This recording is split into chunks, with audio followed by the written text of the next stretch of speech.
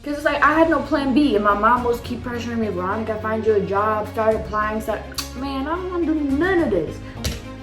I had like 10 days to get my visa, to get my paper stuff in order, and fly, leave the country. We're speaking of goodbye, everybody. This is not the proper way to start a YouTube video, but I asked y'all what y'all wanted, and y'all said vlogs. The plan for today is that Bentley is gonna get to know her babysitter and her dogs, because soon we're gonna have a birthday trip coming up. We're going to Florida. Usually I take her everywhere with me, but this time we just want to do a lot of activities, and Florida's a little bit strict about like dogs on the beach and whatnot. And Bentley is my daughter. I love her from the bottom of my heart. She is a Great Dane, and 2 years old. She's turning 3 in September. I'm kind of excited to see how she's gonna react to the other dog. She gets along with males. She just can't stand females for some reason. She's not a girl's girl, y'all. I don't know why, but it is what it is. It is what it is. It is what it is.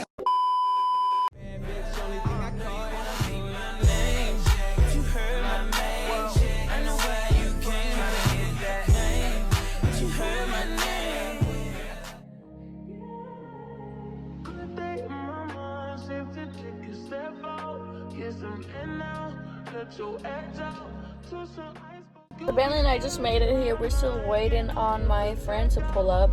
Bentley's already all whiny. She's ready to go. I've never been at this park, so I'm really excited to see what it looks like. It looked really pretty on the pictures. Apparently you're supposed to go like down to water and whatnot.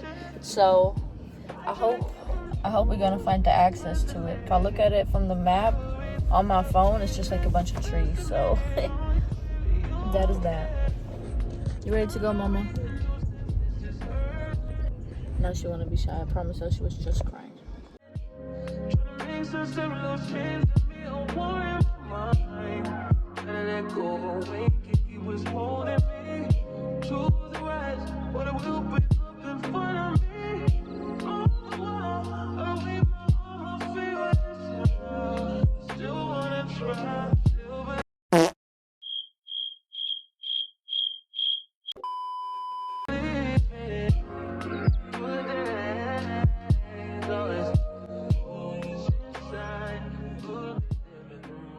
So I finally made it back home.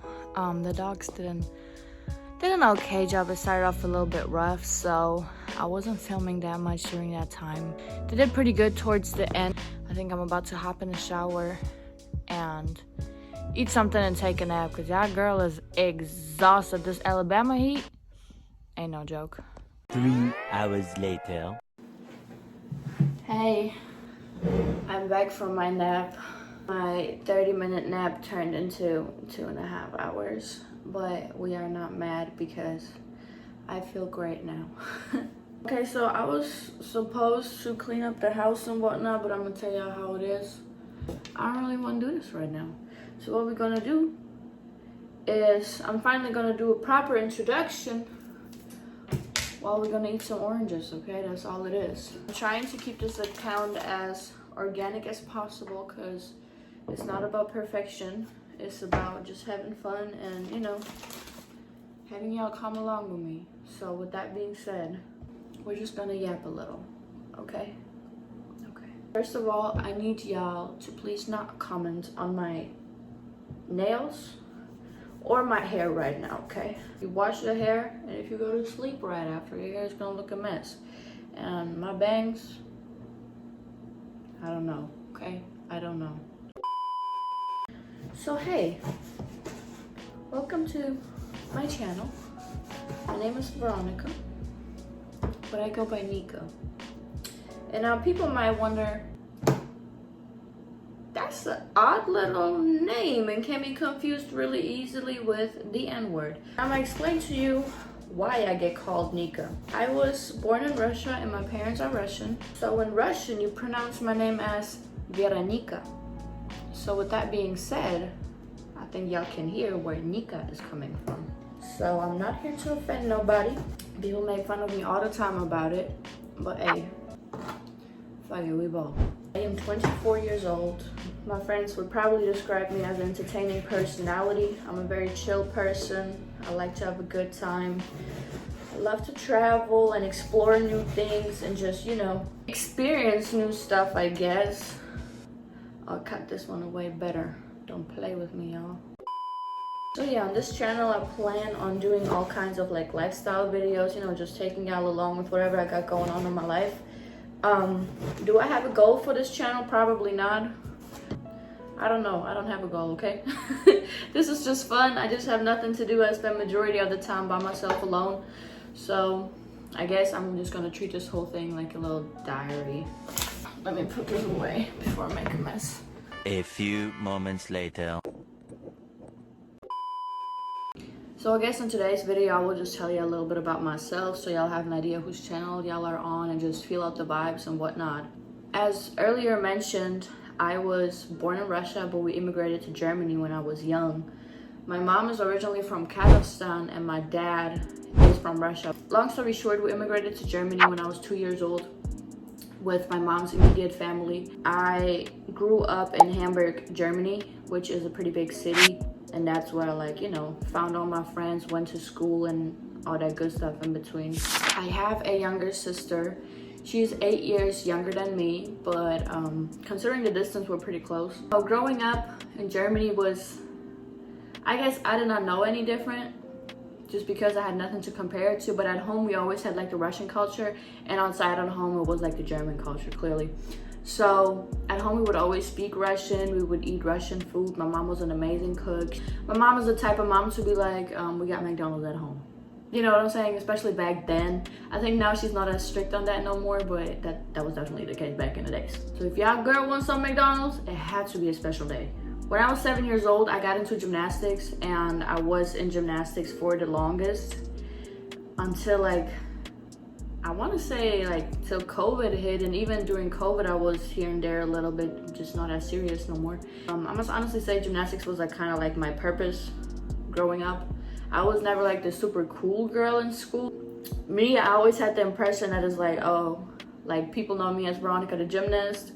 I was out the way because I always had practice or something going on, like parties I wasn't allowed to go.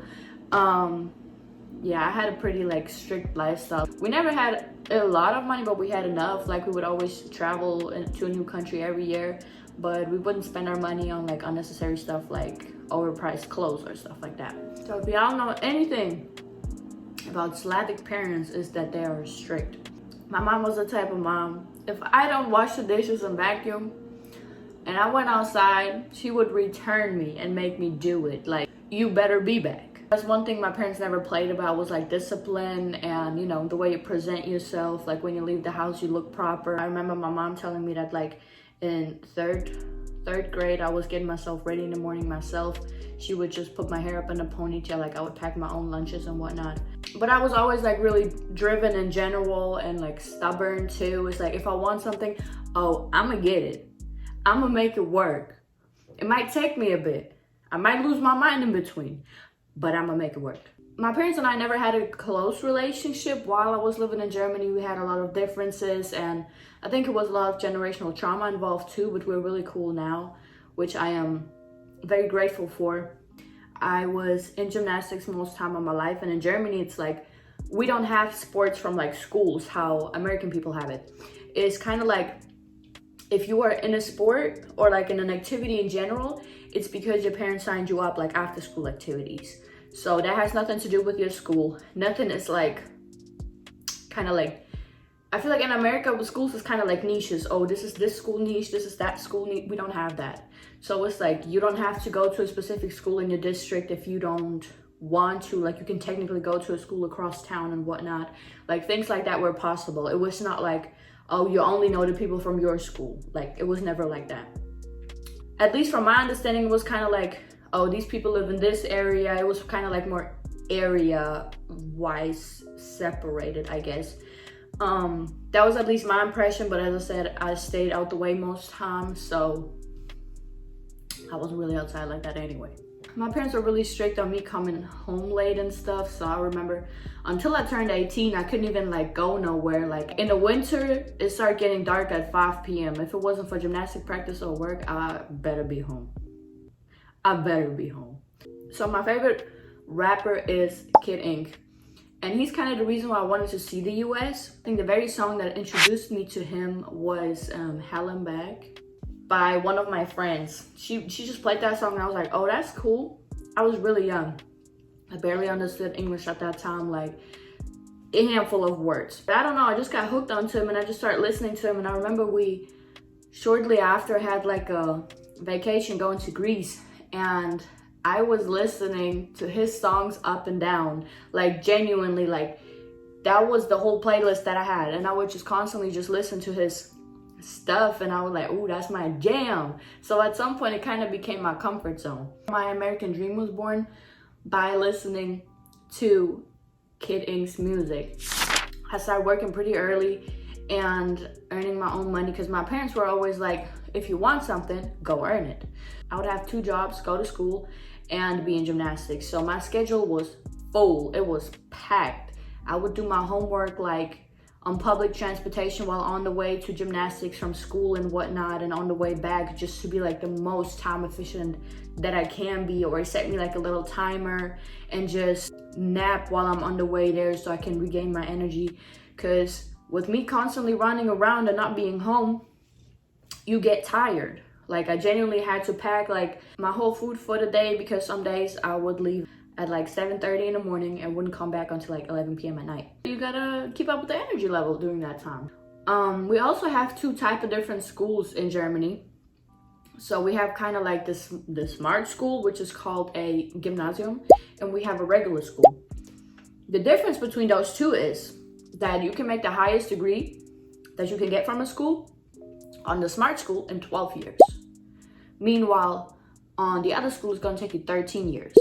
So 1st grade till 4th grade is kind of like the basic, right? You learn how to read, you learn basic math, you learn how to write, stuff like that. So after that, if you keep up really well, the teachers suggest for you to go to the smart school or to go to a regular school. They put me into the smart school for like 2 years, like 5th grade and 6th grade.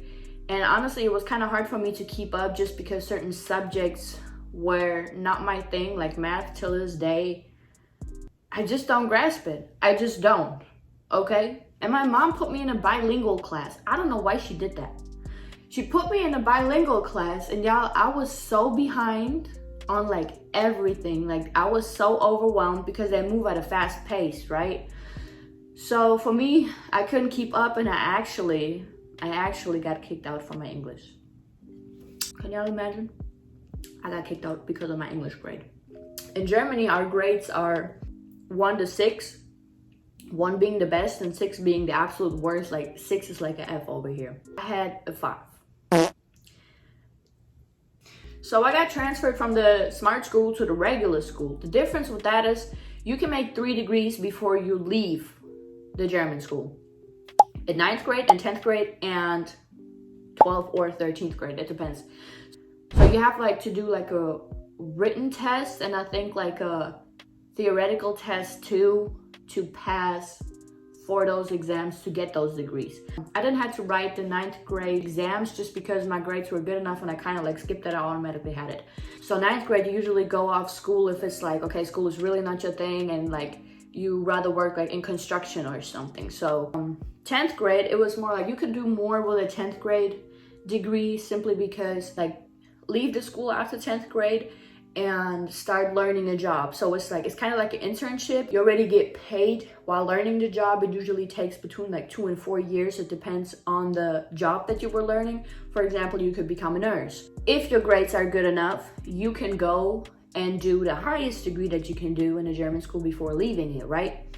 So my grades were good enough and I did not know what to do with my life at that time. I really want to go to America and I wanted to do that in 10th grade as in like exchange thingy, but my family couldn't afford it simply because education in Germany is, I don't want to say free because we clearly pay for it off taxes, but everybody has to receive education over there. So we don't have things like homeschooling. Like you got to show up to school, to a public school and follow like the public program. We would have to pay like 10,000 for me for like half an exchange year or what.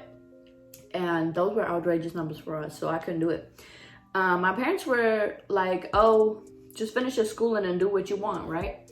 And they thought I was joking. So one of my friends, her name's Paris. Paris and I talked about doing an au pair program because I know she wanted to leave the town too, but we didn't know how to do it. She kind of helped me execute it because now you feel more secure because y'all both into it. So we went to like this little info nights and whatnot where they would like show off this whole program and whatnot. So you might be wondering what an au pair is. I can make a separate video on that because there's so much that goes into it. But long story short, an au pair is like a live-in nanny that comes from a different country, and it's kind of like on official papers is an exchange program, and it's limited to 2 years. You go with an agency, so you're kind of protected and so on. Like you get to live in America and you take care of somebody's children, you live at their house, and they only pay you like a little pocket money because you don't pay for like rent or food, and most of the time they supply you with a car too. Of course, those things belong to the family, but it's like they kind of supply you as an extra family member, you know, so you're late, like you pay with your labor basically. Keep in mind, I graduated in 2020, so we had COVID. So everything was shut down, everything was closed. We barely could even have a graduation. We usually kind of have something like a big get together where everybody gets fancy. It's not like prom though. So, but everybody wears like dresses and stuff. It's just like you don't go with somebody, like you don't have like a date for that usually unless you're dating somebody. I got me a dress from Russia, so nobody could have the same dress as I did, and I never got to wear it. Long story short, like a little, you know, everybody got their little certificate or whatnot. Call it a day after that. I was stuck because COVID kind of got out of hand, and I was like, oh, the borders are closed. I kind of started getting frustrated because I didn't have a plan B. I did not want to go and work a job. Like, I don't know what it was. It's just my spirit telling me, you don't belong here. You are not supposed to do this. You're supposed to be somewhere else doing something else. Like, you need to get out of here. That was like the biggest thing in my head. So to set up this whole thing, I think I had to spend like $4,000 in total just to set up my whole application, and they background check you, check all the places you've worked at, tattoos and stuff matters, you know, because certain families have certain requirements and whatnot. They will double check the experiences you have with children and call these places. So it was a long ass application. Like, it took me months to finish this application just because it was so much that went into it. Need to have like recommendation letters and all that good stuff. Like, it was a lot. The agency that I went with was Culture Care Au Pair. By the time I had this whole application done, all of a sudden I can't go, and I'm just like, man, y'all must be kidding me. Because it's like I had no plan B, and my mom was keep pressuring me, Veronica, find you a job, start applying, man, I don't want to do none of this. I couldn't even tell y'all what I wanted to do. I just, like, my spirit was just telling me, you need to get out of here. I was pissed, y'all. I can't go to gymnastics because the gyms are closed. I can't, nothing. I'm stuck in the house. I'm not used to being in the house, just staring at a blank wall all day, every day. During that time, I was working like at a horse barn and whatnot, and that kind of kept me grounded, at least for a little bit. I hit a spot where I start sitting down and I start sending out like job applications to like internships and whatnot. I don't even remember where, because it's like I really genuinely did not give a shit about those places. I did not want it to work there. I was doing my applications like bad on purpose so they wouldn't take me, just so I can tell my mom like, well, I wrote it, like I played my part. So I remember that one night I was about to buy a car from a friend of mine. Same night I had an interview with a family, because you would speak to the family, kind of like a FaceTime call. Y'all would see if y'all get along, because you're gonna live at these people's house. So y'all better, you know, be on the same terms. And I literally had like the cash in my pocket, and I was like, you know what, like I'm gonna buy the car depending on how the phone call goes. Like, I really had zero to no hope that this was gonna work out, because in my head, it's like the borders are closed, so it's like, Lord knows how much longer I'm gonna be stuck here, right? I have this phone call, and as I said, I had no hope, so I did not even know why I wanted to do this call. It was just something to me, girl, just do it. You got nothing to lose, just do it. Turns out that people who work in a medical field who could possibly deal with COVID patients are allowed to have au pairs. When I found out about it, because this family told me about it, the mom of the family was a nurse. So we clicked, we got along really well and whatnot, and they said they would like to have me as their au pair.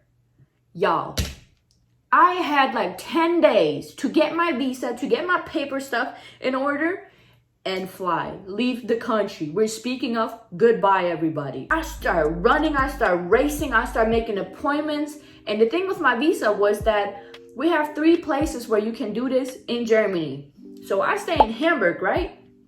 You could do it in Berlin, you could do it in Frankfurt, or you could do it in Munich. So Hamburg is in the north. The only place that had an available appointment for my visa was Munich. Y'all, we had to show off. But yeah, to get my visa, we hopped on a train. I hopped on a train with a friend of mine down there in the ass crack of dawn. Get everything done to the appointment, right? And then the same night back. Like, we were on the road for over 24 hours. And that's just like a sign of how much God can actually turn a bad situation into a good situation. It was literally like plot twist. So I told my friend I'm not buying the car no more because I'm leaving the country. I got mixed reactions. Some people were happy for me. Some people were kind of like, oh, she's not gonna last anyways. And honestly, this type of reaction I heard a lot of, but I didn't see it directly myself. And I actually had a YouTube account at that time, and I stopped because once I got here, it was too much to handle. It was too much for me. You know, it's a whole new culture. It's a different language. It's a different way of living. It's like everything is different. That goes back to kidding. Why he played such a big important role in my life, because I feel like his songs taught me how to speak English. He has a lot of like really good songs that are underrated and nobody talks about it. And I hate that because it's like, I wish everybody could see what I see. I started translating like the lyrics of his songs so I could understand stuff. I would start watching YouTube videos and so on, so I could already like understand the English, the American English language, because in school they teach us British English, by the way. But I was having a hard time like speaking it. So I needed to pick up on vocabulary. I needed to pick up on how to pronounce things. I needed to pick up on how to build a correct sentence. Until this day, I don't speak correct English, and I've been here 4 years. So if you don't really have nobody to guide you and teach you, you just learn as you do. April, I think it was April 4th, is when they issued my visa, and a couple days later, I hopped on the plane and I was flying from Hamburg to Frankfurt, Frankfurt to Chicago, Chicago to Maryland, because my first host family was living in Maryland. And from Maryland, I was landing in Baltimore. From Baltimore, we had to drive like 45 minutes back to the house. Y'all, my head was smushed. I was on the road for over 24 hours, and it was definitely a lot. I was so excited to be there, and I remember landing in Chicago. The first thing that I noticed is, it's super hot and humid. Like the air was just so thick and heavy, like you just couldn't ignore it.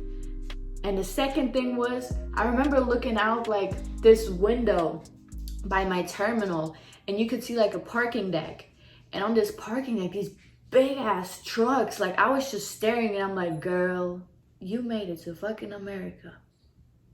Like, you are here.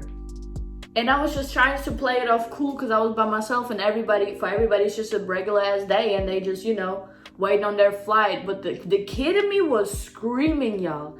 Fans, don't forget, for tomorrow's special back to school offer, get 3 $1 tickets.